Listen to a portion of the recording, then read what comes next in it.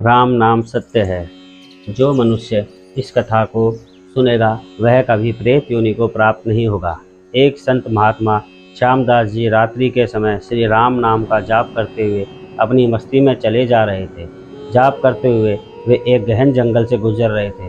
विरक्त होने के कारण वे महात्मा बार बार देशाटन करते थे। वे किसी एक स्थान पर अधिक समय नहीं रहते थे। वे ईश्वर नाम प्रेमी थे, इसलिए दिन रात उनके मुख से राम नाम जप चलता रहता था।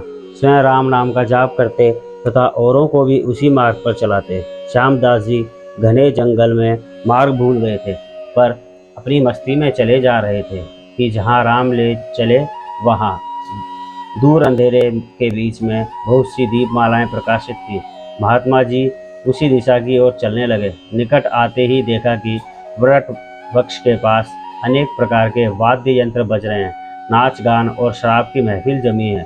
कई स्त्री पुरुष साथ में नाचते कूदते हंसते और औरों को हंसा रहे हैं। उन्हें लगा कि वे मनुष्य नहीं प्रेतात्मा हैं।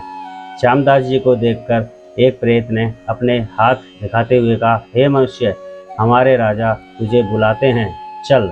वे मस्त भाव से राजा के पास गए, जो सिंहासन पर बैठे थे। वहां राजा के इर्द गिर्द कुछ प्रेत खड़े थे। प्रेतराज ने कहा, तुम इस ओर क्यों आए? हमारी मंडली आज मदमस्त हुई है।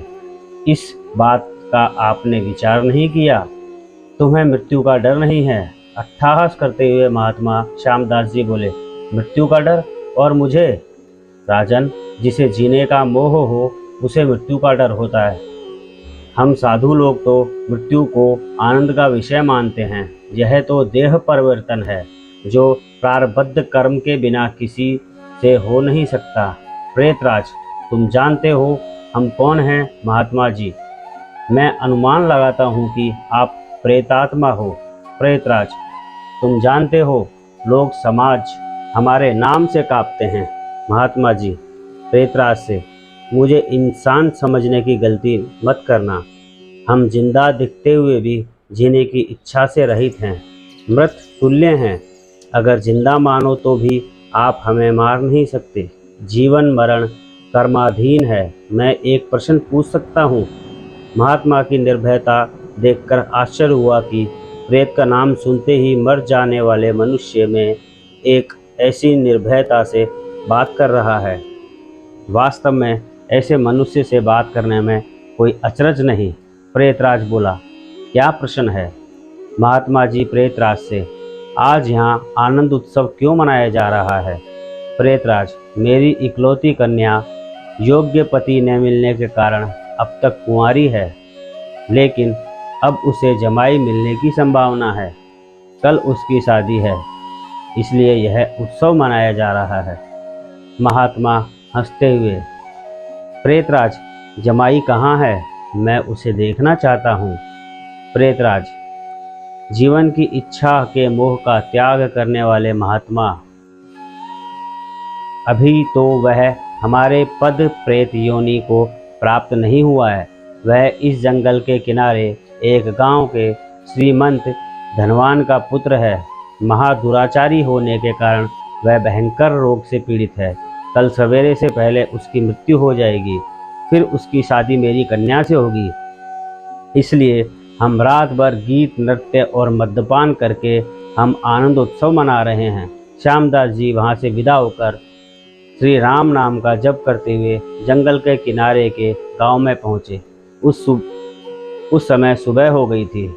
एक ग्रामीण से महात्मा ने पूछा, इस गांव में कोई श्रीमान का बेटा बीमार है? ग्रामीण, हाँ महाराज, नवलसा सेठ का बेटा संकलचंद 1 साल से बीमार है। बहुत से उपचारों से भी उसका रोग ठीक नहीं हुआ। महात्मा नवलसा सेठ के घर पहुँचे। साकलचंद की स्थिति गंभीर थी, अंतिम घड़ियां थी। महात्मा को देखकर माता पिता को आशा की किरणें दिखाई दी। उन्होंने महात्मा का स्वागत किया। सेठ पुत्र के पलंग के निकट आते ही महात्मा जी राम नाम की माला जपने लगे। दोपहर होते होते लोगों का आना जाना बढ़ गया। महात्मा, क्यों संकलचंद, अब तो ठीक है? सकलचंद ने अपने सामने एक प्रतापी संत को देखा। बोला, महात्मा जी, आप मेरे अंतिम घड़ी में पधारे हो। मैंने बहुत पाप किए हैं, भगवान के दरबार में क्या मुंह दिखाऊंगा। फिर भी आप जैसे संत के दर्शन हुए हैं, यह मेरे लिए शुभ संकेत हैं। इतना कहते ही उसकी सांस फूलने लगी, वह खांसने लगा। बेटा, निराश न हो, भगवान राम पतित पावन है। तेरी यह अंतिम घड़ी है, अब काल से डरने का कोई कारण नहीं है। खूब शांति से चित्त व्रत के वेग को रोककर श्री राम नाम के जाप में मन को लगा। चाकलचंद की बीमारी बढ़ती गई। राम नाम जपते ही उसका प्राण पखेरु उड़ गया। लोगों ने रोना धोना शुरू कर दिया। शमशान यात्रा की तैयारियां होने लगी। मौका पाकर महात्मा जी वहां से चले। नदी तट पर स्नान करके नाम स्मरण करते हुए वहां से निकल पड़े। शाम ढल गई थी।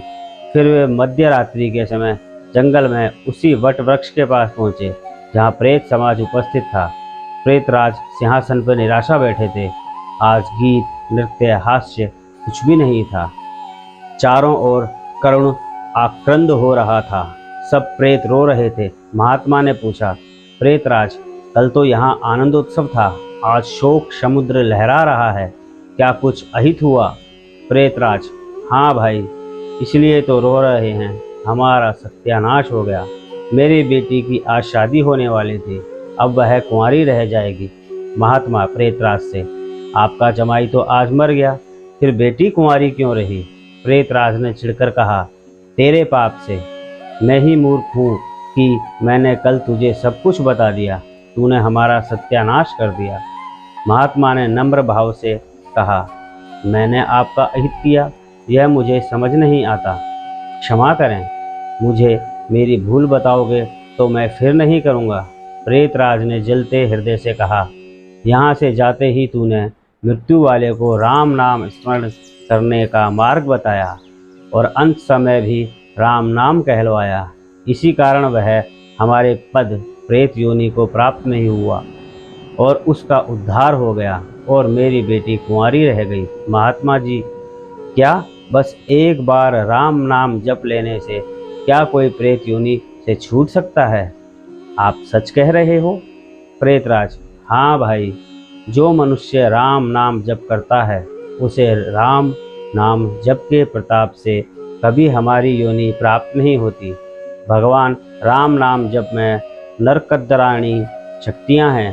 राम नाम का यह प्रताप सुनकर महात्मा जी प्रेमाश्रु बहते हुए समाधि भाव में लीन हो गए। उनकी आंखें खुली तब वहाँ प्रेत समाज नहीं था। बाल सूर्य की सुनहरी किरणें वट वृक्ष को शोभायमान कर रही थी। अगर आपको वीडियो पसंद आई तो हमारे वीडियो को लाइक और चैनल को सब्सक्राइब जरूर करें। धन्यवाद।